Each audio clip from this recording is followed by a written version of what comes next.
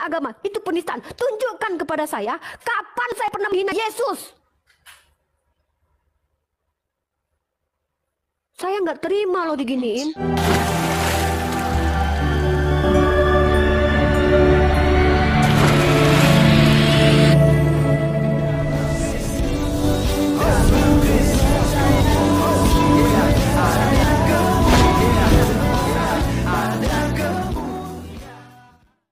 Dibikin segitam Trinitas.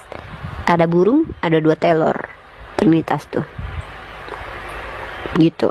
Bisa jadi ya Trinitas itu dari filosofi dari 2 telur, 1 burung. Gini, kan kayak iya kan gini kan? Ini telur. Tuh ada burungnya gini. Wah. Ada aja nih Oten. Iya ini benar loh, ini bukan perkataan cabul, karena ini perkataan betul. Yesus itu punya kelamin, dia punya penis, punya telur dia. Ya nggak mungkin dia punya penis gitu terus nggak punya telur, bayangin aja kalian. Yang bener aja gitu. Toh kalian mau nuduh Yesus nggak punya telur? Astagfirullahaladzim, ada aja ih. Dia itu punya kelamin tahu, disunat hari ke-8, dipotong kulupnya. Kan dia gendernya laki-laki.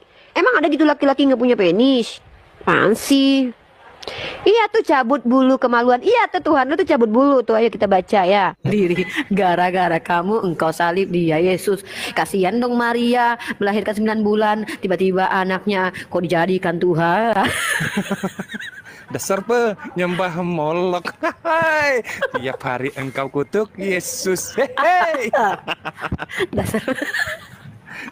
Dasar kau meracun, hari-hari kau kutuk Yesus. Kau yang berbuat dosa, kau yang memperkosa, engkau yang mencuri permen di supermarket. Hei, kau tak tahu diri, kau berbuat dosa tapi Yesus bunuh diri. Hei. Woi, itu asik tuh, nanti yuk kita jadiin parodi nanti. Nanti kita jadiin parodi tuh. Pokoknya sebelum diskusi sama Oten kita harus ada lagu kebangsaan ya. Ada lagu kebangsaan. Udah punya Bang Neplos udah punya yang aransemennya Hujan Gerimis aja. Kita lihat apakah dalam sebulan saya akan mati. Ya. Kita taruh lagi. Ya. Sehingga dia menetek. Berarti Anda tidak paham apa diinkarnasi. Anda kan mengucap. Anda mengucap. Itu bedanya. Makanya mengucap orang yang Tuhanku Mimi saya Yesus. Diam ya nak ya. Nanti kalau dia besar jadi Tuhan kok ya.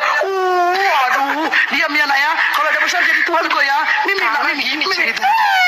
Kalau gini ceritanya udah bikin cerita aja. Menghujat lahir dari sini. Lahir jangan.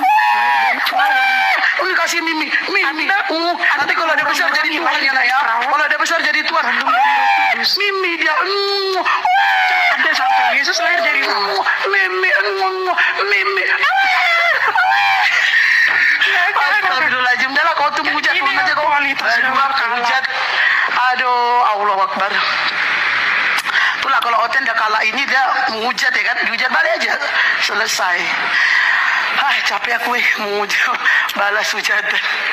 Coba yang agama Kristen typing dulu di bawah. Udah dulu aku minum dulu ya. Aduh, astagfirullahaladzim. Padahal di situ melakukan, bukan mengabulkan. Ayo, teh. Oke, teman-teman sekalian, itulah yang kita sudah lihat dan kita tonton bersama.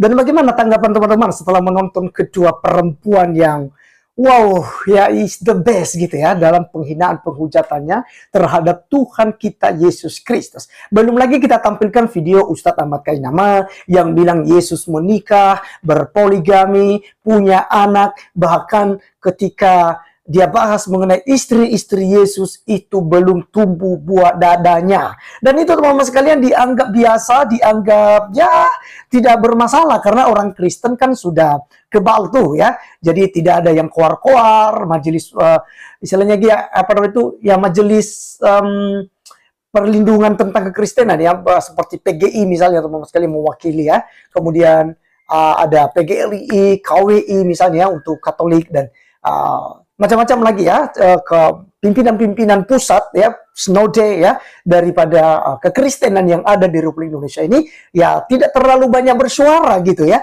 Tidak terlalu teriak-teriak, oh pokoknya harus tangkap, pokoknya polisi harus bekerja keras, ya pokoknya bagaimanapun caranya harus ditangkap orang-orang ini. Kan tidak demikian.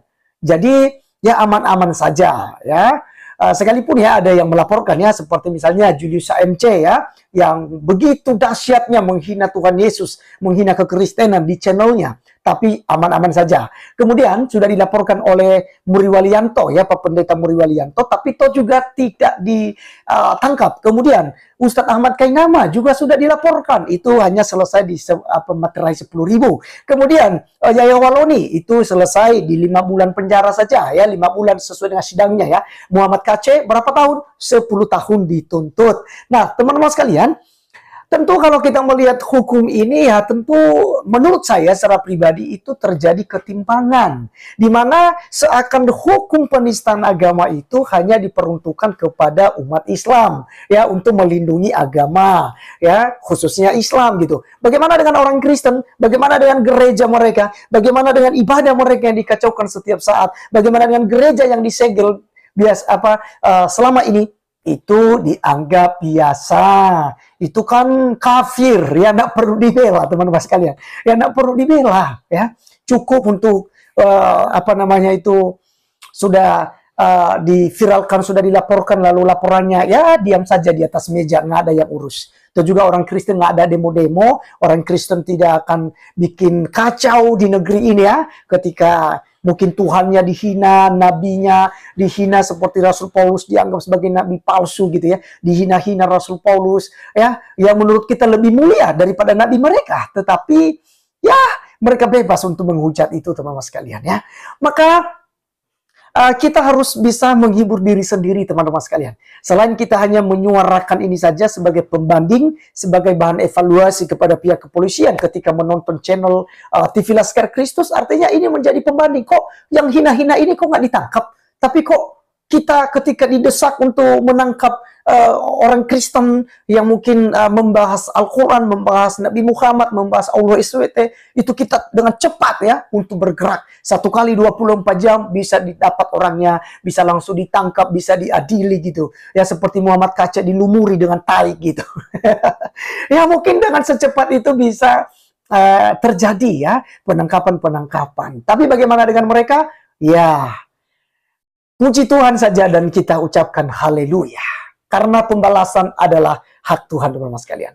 Alkitab katakan kepada kita bahwa jangan kamu sendiri menuntut pembalasan, karena pembalasan itu adalah hakku, kata firman Tuhan. Dan lagi katanya bahwa Tuhan pasti akan mengadili umatnya, ya, menghukum, menghakimi umatnya. Jadi kita serahkan sama Tuhan Yesus saja kawan-kawan ya. Karena tentu saja kita melapor pun itu nggak ada guna. Itu tidak akan ditangkap. Ya, tidak akan ditangkap teman-teman sekalian.